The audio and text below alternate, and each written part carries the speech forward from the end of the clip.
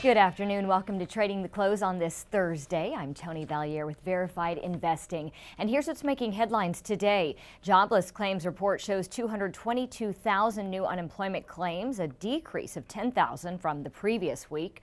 Deere stock tumbles 3.5% after better than expected earnings, but guidance that fell short of estimates.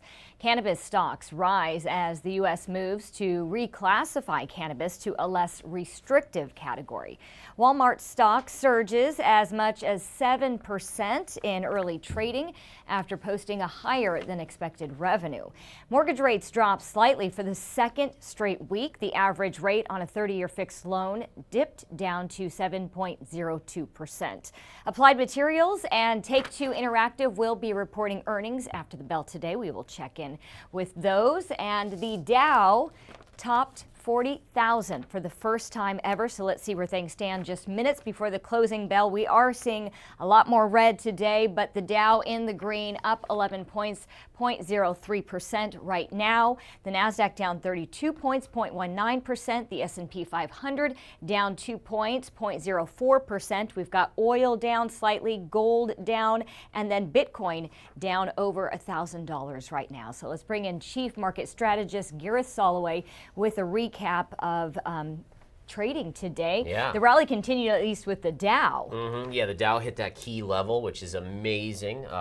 Amazing how just a couple weeks ago we were down, quite a bit lower, and the markets have just roared back to new all-time highs. And so now again, we did see some interesting trading. Like early in the day we were up and then we reversed. Maybe some topping tails, which are bearish reversal signals, so we'll have to just keep an eye on that. But let's take a quick look here. S&P 500, we could see again, it started down here and it kind of ground higher for most of the day, and in the final couple hours just kind of faded a little bit, but still looks like, at least as of now, we'll close just above 5,300. But aside from that, I will say this, like at 11 o'clock when I step off my trading room, it was the lightest volume that I can even remember in trading. Now, it doesn't mean there haven't been lighter days, but at least over the last few years, I mean, the SPY had done 9.5 million shares by 11 a.m. That's including pre-market. I mean, holy cow. Usually by 10:30, if you're not at 10 million, it's shocking. And we hadn't even gotten there by 11 o'clock. So it just shows you that there's just such light volume and there's just a few buyers, but it's enough to lift the markets. The scary thing is if the institutions say, okay, now we want to sell, there's not a lot of buyers there, so the markets can come down very, very quickly. There's just not a lot of liquidity, frankly. Okay, so that could be the consequence. That could be is like who's going to absorb the institutional selling if it comes to that point. So for the most part, that was interesting. We did see Walmart today. I had this trend line here. We talked about the $64 level in the game plan this morning, and we can see, in fact, you had a very nice little level here going through these highs, right through these highs, and you can see really that was right around the high today on Walmart. And Walmart, again, I think you were just mentioning this, is they have the cheapest prices. So if you're a consumer, and many consumers are, where you're strapped and you're struggling, it makes sense that Walmart's going to do well on earnings, right? Oh, for sure. Whether you like shopping there or not, it is very crowded. I go at 6 a.m. to avoid the crowd. But yes, when you can save money and when you need to in an economy like this. So tell me what happened here, because you did do a trade here. Yes. You got in on this and you actually shorted it. So it went up on earnings. Yeah, so I'd isolated this number, this 64 Pierce level before the market opened. And then just as the market opened, it blipped right up there. In fact, if we go to the intraday chart, I can talk about this here. So let's take away the pre-market. So what we could see right here is that initially, let me go to that chart here. Initially right here, we opened just above 64. I got filled, and then we had this initial flush to the downside. It actually went below 63. So for me, I only ended up taking 50 cents a share, but I think I did 5,000 shares. So it was a decent little gain there. But again, just taking advantage of these levels. And you can see how what I was able to do was isolate down really the maximum upside, where you can see it really didn't get above this level. And that's the power, is that when you find these levels, the risk, you're not worried that it's going to go to $70 really. It's really like, okay, maybe it goes a little higher, maybe there's a little risk there, but it should flush, and we got the flush at the open. And then really the rest of the day, it's just been a whole lot of chop, a little bit of a sell-off here towards the end of the day. But yeah, I mean, that's what trading is. It's just isolating these down and just trying to look for these smaller moves and just taking little gain, little gain, little gain, and it does add up over time. Yeah, it sure does. I know. I constantly am looking at the board and adding it up. Okay, you also, yeah, go ahead. ahead and Deere. bring up We got yeah. Deere. So Deere's down here. Deere was one that interesting going into earnings, and for the last few weeks, a lot of the talking heads in the media, the financial media, were talking this up like, oh, it's their turn. Caterpillar's had such a run. Deere is the next one. And then not so much, right? I mean, granted, it's just reversing some of the last 3-week gain here, but either way, still down about, what's the 5% or so on the day. And again, if we look at a trend line, let me zoom out on this. I don't remember putting this trend line in, but oh yeah, look at that trend line. I mean, that's a powerful trend line. Wow, it keeps going back and back. Let me just keep going back and try to find out. There it is. So when you look at this is why it makes sense that it might have been ready to sell off a little on earnings, because you take a low here. Let me get rid of these lines here, these old lines here. But we take this low down here from, this is the COVID low, and we connected through this secondary low, which was in 2022 when the markets were getting crushed. And then you have this low, and then notice how price kind of broke below it, and then it became resistance. So it was support here, and even support here. Every time it would hit, it would go up, right? Up, and up. Yeah. But once it broke through, now that line doesn't become support. It's no support because you're below it. So it becomes resistance. So up into it, pull back, up into it, pull back, and then up close to it, and then pull back. And so just an interesting understanding of support and resistance. So again, when you're above it, you come into a level, you bounce, bounce, bounce. But once you break, this now becomes resistance, and you look for it to sell off into that level. So really cool stuff. Cisco is another one. Yep, Cisco, definitely. This was another one here. This one actually was up significantly. I think yesterday after hours we looked at it and it was like, whoa, look at it go. And it did open up. It opened up way lower than it was yesterday. But we've seen this so many times with these companies where they open up higher and then they just sell off. And to me, that's like institutions. Like the small investor is not like, let me take profits on my 100 shares. This is like institutions saying, all right, we know what's coming down the line, whether it's 2 months, 6 months, whatever it is. Something is coming for the economy. So now we're getting a gift. There should be extra volume because earnings create volume, right?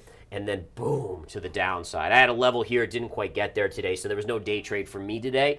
But either way, I mean, that's a pretty impressive reversal on it. Sure. From, again, remember, this was trading at around $54 in after hours. So from 54 to 48, that's over a 10% drop from those after hours highs, which is big for Cisco. That's a big move. Yeah, no doubt.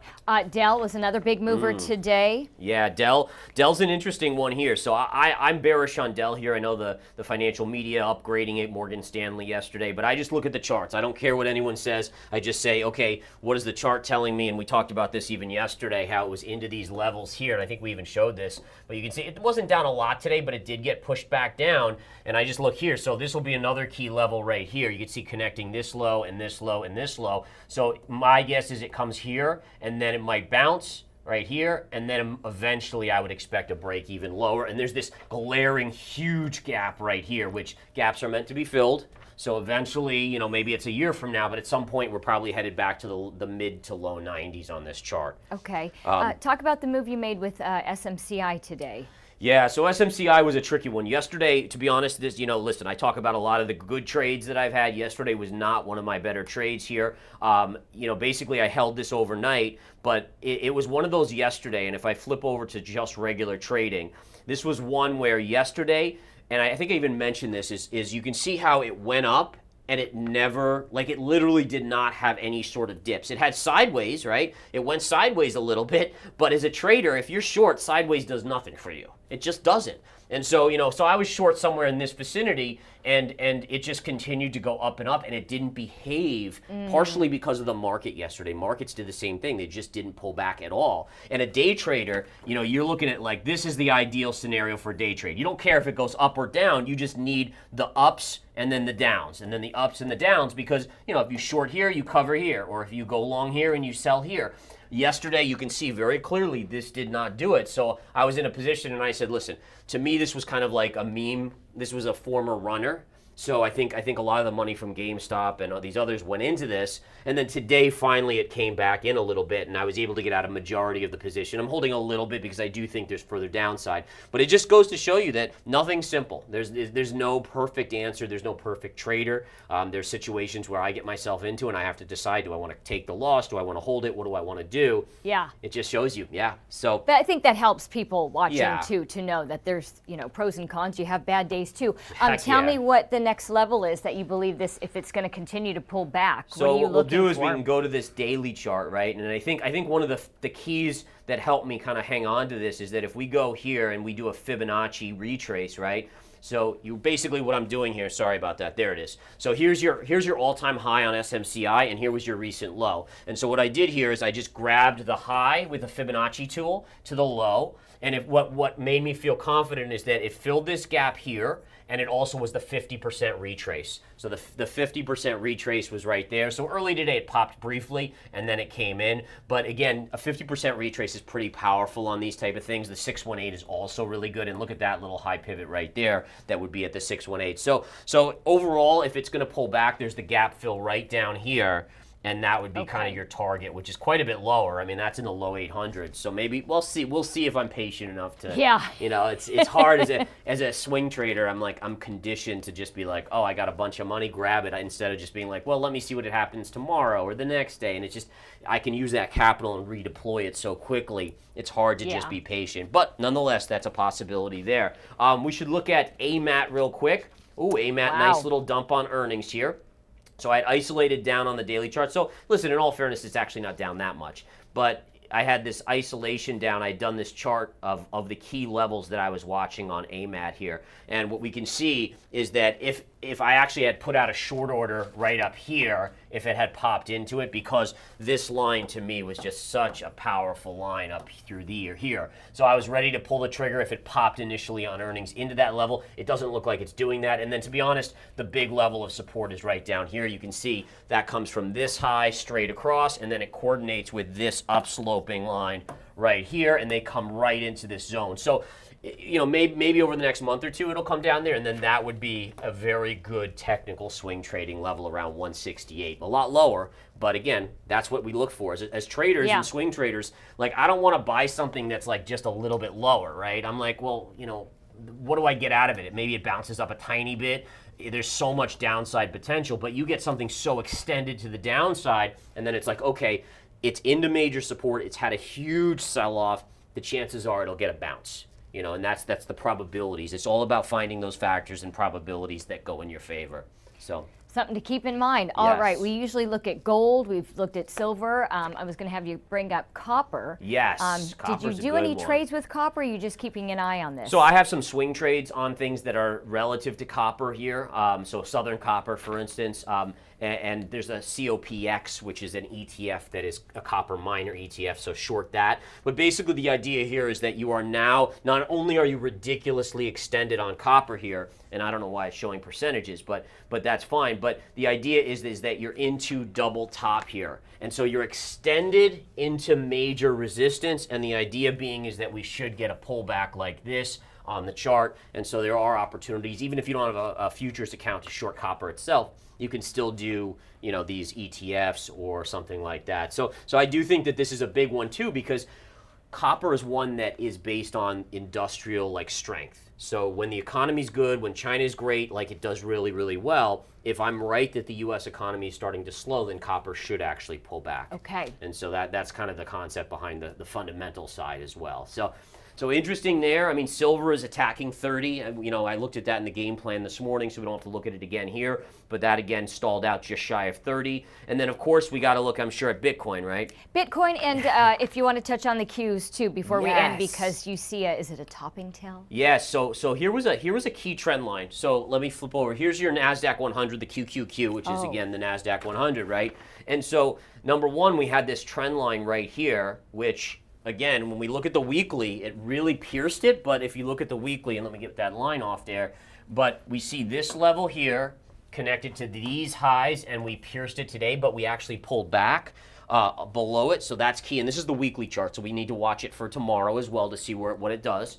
But then if we go to the daily chart, this candle, it's not the biggest of topping tails. Usually I like to see topping tails that have a really long tail at the top, and then something like that. This one's a little smaller, but it still shows us that tail with a close at the low, and we were down today. Is this one here, or is that not Yeah, so this something? one wouldn't be because it's not at the high of a chart, but if this candle was up here, it would be even more blatant. So that's the size you want, where it's a really long tail. This one's just a little bit iffy because of how small the tail is, but again, just something to kind of keep an eye on. But I do think that we've gotten to a place where it's almost max bullishness. The VIX is so low, and the VIX is the fear index, and it's alarming because I was even talking about this on Market Mavericks today, how there's, you have Putin meeting with President Xi in China, and that's, and then you have why is he meeting with Putin? Obviously, relations, but does he kind of want to do the same thing that they're doing with Taiwan? And then if that happened, holy cow, the markets would freak out. Then you look at Russia, Ukraine, you look at the presidential election, what's going on in the Middle East, and here we are in a market where economically we're starting to falter, earnings, like a lot of warnings and caution there, but the markets are just like, who cares, because the Fed can print us out of it. And I'm like, that's not, when inflation's at 3.6%, that's not really how it's going to work, but the markets don't care right now. And so eventually I do believe they will care, and that's when you're going to get these big flushes. It's going to surprise everyone. A lot of contradiction right now. There lot is. Of confusion. There is, for which sure. happens if you go back to 2007, before the Great Recession, same thing. We were making new all-time highs, but the signs were there. In fact, if you watch like The Big Short, a lot of times these guys were taking these positions and they were wrong initially, and they were like, what the heck, why are we wrong? And then it collapsed. So there's always this little lag effect with retail, because retail doesn't focus on that. They're more into the momentum trade and the excitement and the FOMO. Okay. So, yeah. Okay, Bitcoin before we go. We Yes, got to touch on that one. Got to touch on Bitcoin here. So, Bitcoin today, let's erase that and we'll bring up the Bitcoin chart. Bitcoin, after that break of that inverse head and shoulders, is getting a small pullback today, which kind of matches what the stock market's doing, small down day on the stock market. The key on this, and this is really important, we have our inverse head and shoulders, right? So clear as a day. Now the key is you take the high of this inverse right here, this is what I call the neckline, connect it to the high of that, draw that line through. Price, if it pulls back, that's fine, but it cannot close below that line. If it closes below that line, it negates the pattern. Okay. All right, it negates the bullish pattern. So this will be something that I watch very closely, because right now it's still triggered, so you would still assume at least this hit here, maybe even the 74,000 level up here. And again, that's very, very bullish. But I will watch very closely to see if we ever close back below. It looks like around 63 or 62.5.